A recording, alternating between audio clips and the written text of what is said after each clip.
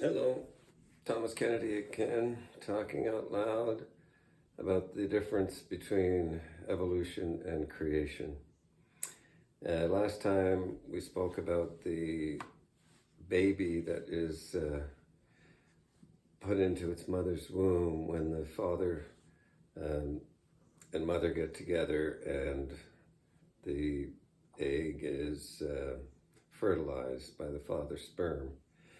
It creates one cell with 23 chromosomes from the father, 23 chromosomes from the mother, so that you get both characteristics of both parents in the child. And we saw that a baby in a period of 9 months goes from that one cell to approximately 26 trillion cells at birth, and then becomes approximately 35 to 40 trillion cells as an adult. The point being, if you divide the 9 months into seconds, the baby grows at approximately 1 million cells per second. Mind-boggling information, but you can check into it. It's totally legitimate. And this is what science tells us. But what I really want to speak about today is what happens when a baby comes out of the mother's womb. What changes take place? Because in the womb, a baby doesn't breathe. They have no access to air in their lungs. Their lungs are filled with fluid as they're growing from that one cell to a full-size baby. And as soon as the baby's born, within seconds or definitely within minutes, that baby starts breathing. And so I'd just like to take a look at what causes that and how a baby goes from living 9 months in the womb without breathing and being able to become healthy through the placenta and the umbilical cord that brings nutrients and oxygen into the baby from the mother's womb. It's just an amazing thing that takes place. So I've tried to explain it with as little technical detail because it is a very technical process. And if you look into it, you can see how amazing these changes take place.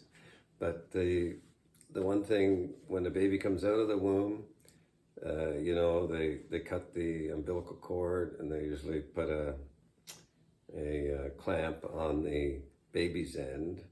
But here's one absolutely amazing fact, that the placenta supplies oxygen and nutrients to the baby, but there is something called Wharton's jelly that flows in the tube itself.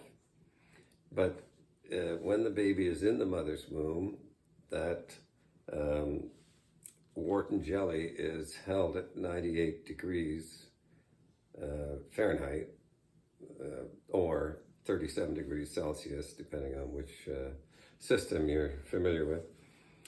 But when the baby comes out of the womb, that umbilical cord now reduces the temperature to room temperature, which is roughly 70, 72 degrees Fahrenheit, or 22 degrees Celsius.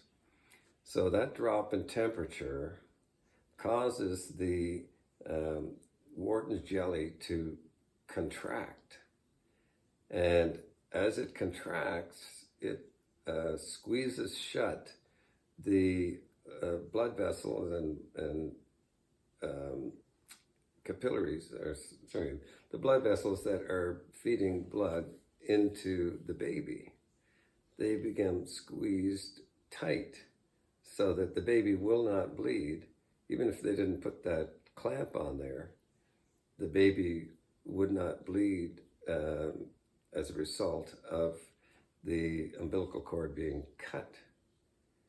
it is like, to me, when I saw that fact, it just blew me away that somehow this chemical that is in the umbilical cord reduces in temperature and contracts and cuts off the blood flow. Like, how amazing is that?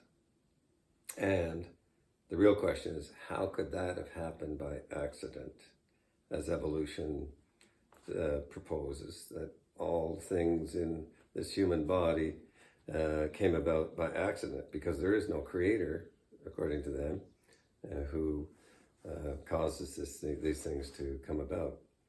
Like, it's a pretty wild concept to think that that happened by accident. Now, here's the other thing. When the baby is in the mother's womb, the blood that flows into the baby's heart flows into the left atrium, which is able to get into the right atrium in order to get blood to the places that it has to go to feed the baby and to give it oxygen, through a hole between the left and right atrium that has a flap. Now, this flap is left open because the pressure on the left atrium is greater than the pressure on the right atrium.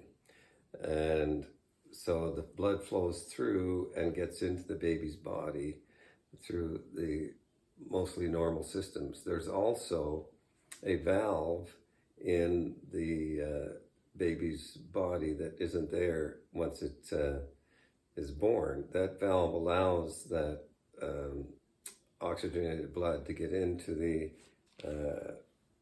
ventricles. Sorry, no, into the sorry about that. It allows the blood to get into the baby's body. Now, once the baby is born, before the baby is born, there is a flow of a chemical that allows that valve to remain open and function. But once the umbilical cord is cut off, that chemical is no longer going into the baby's body, and that valve it gets a signal to close up and eventually deteriorate because it's no longer needed. Now, how amazing is that? Also, when the baby is born, it starts to bring air into its lungs, which causes the liquid to flow out into the rest of its body. But that air is now changes the pressure that's in the system, whereas before, where the left atrium had a higher pressure than the right atrium, allowing that valve to stay open. Now, once the air comes into the lungs, the pressure changes dramatically, so that the right atrium has more pressure, which causes that valve to close up, which is the way the baby will live from the day it's born till it passes on. So this valve even has a sealer that causes it to seal up and not open again, because the blood is flowing in a different direction. Now, you cannot imagine that all of these things came about by accident. They're just too complex, and there's 8 billion of us on this earth that have had that same thing happen to every one of us when we were born. That does not happen by accident. It was designed by an unbelievably amazing creator. And so the more we study the human body, the more we realize how phenomenal this creation is. So that baby now, its blood system's completely changed, and it's fed through its own lungs, whereas before it came from the mother. Like, those things cannot happen by accident. every time a baby is born. In any case, it's just an amazing facet of life that I never really knew before. But as I've studied it, it just shows how phenomenal this human body really is. Let me see. Just another thing I was thinking of is the number of cells that are in this body is so amazingly huge that I don't think we can even understand it. But if you were to take, let's say, that 37 trillion cells have come together to create you or me and everyone else on this earth, it would be just unbelievably absurd to think that that happened by accident. Let's take an example. Let's say the average car, it has about 3,000 parts, give or take, and with bolts and nuts and tires and seats and engine parts, approximately 3,000 parts.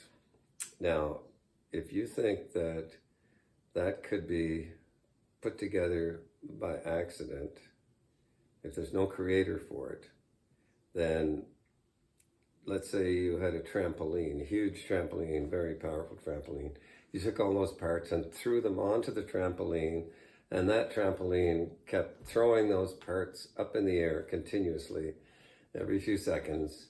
Do you think there's ever a time that those parts would come down in the form of a car, all totally put together in the right place, and that car can drive off? If you think that's possible, I'd like to place a bet with you. In any case, our bodies are thousands of times more complicated than a car. And to think that the 37 trillion cells that make up this beautiful, beautiful being, that if they came together by accident, well, I don't know how you could ever even think that, no matter how reluctant you are in accepting the idea of creation.